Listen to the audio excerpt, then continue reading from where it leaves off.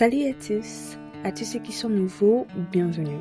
Et à tous ceux qui reviennent, content de vous revoir. Dans la vidéo précédente, nous avons vu que recevoir de bons témoignages des gens est une bonne chose. Mais c'est mieux de recevoir de bons témoignages venant de Dieu. Car ce que Dieu voit et dit de nous a plus de valeur et a un impact considérable sur tous les aspects de notre vie. Cependant, recevoir ce témoignage de Dieu ne se résume pas à dire que vous avez la foi en Jésus-Christ et ou que vous allez à l'église. Plutôt, elle consiste à avoir le profil d'un disciple du Seigneur Jésus-Christ.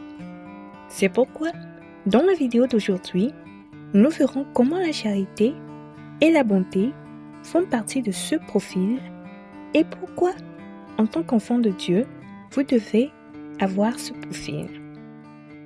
Alors, sans plus attendre, commençons. Pour la lecture du jour, lisons dans le livre de Proverbes, le chapitre 29, le 7e verset, qui dit « Le juste connaît la cause des pauvres, mais le méchant ne comprend pas la science. » Amen. Ici, le juste représente un disciple du Seigneur Jésus-Christ. La Bible dit qu'il connaît les difficultés des pauvres, ce qui signifie qu'en tant que disciple du Seigneur Jésus-Christ, il a l'Esprit Saint en lui et par cet esprit, il est conscient des besoins des autres, mais reçoit aussi la conviction dans son cœur de ce qu'il doit faire pour les aider. En revanche, la Bible dit que le méchant ne comprend pas la science.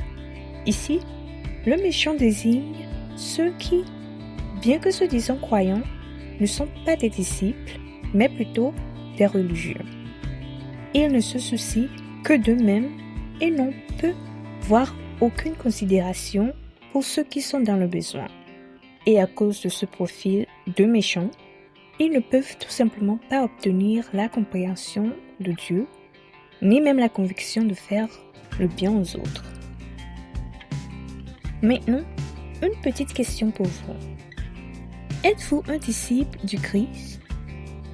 La cause d'un frère ou d'une sœur dans le besoin, qu'il soit en Christ ou pas encore, vous importe-t-elle? Si oui, sachez que Dieu soutiendra vos bonnes actions par un témoignage vivifiant.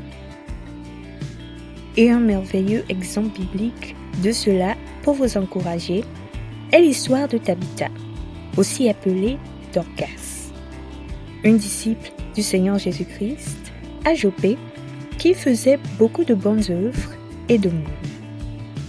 En effet, elle fut ramenée en vie après son décès suite à une maladie par l'Esprit du Seigneur Jésus-Christ à travers l'apôtre Pierre, car outre les gens à qui elle faisait du bien, Dieu aussi avait un bon témoignage d'elle, et donc, sachant que son heure n'était pas encore venue, lui redonna la vie et l'éleva pour qu'elle continue ses bonnes œuvres.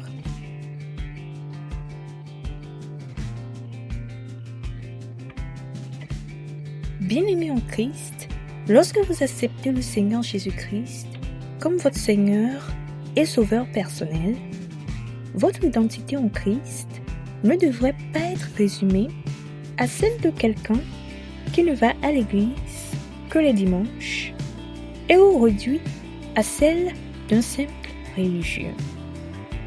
Au lieu de cela, aspirez à devenir un disciple du Seigneur Jésus-Christ en communion avec le Saint-Esprit, vivons selon la parole de Dieu et surtout, venons en aide à ceux qui sont dans le besoin. Si vous n'avez pas encore donné votre vie à Jésus-Christ, vous êtes encouragé à le faire au plus vite, car seul Jésus-Christ peut vous sauver et résoudre tous vos problèmes. Invoquez-le et il vous sauvera.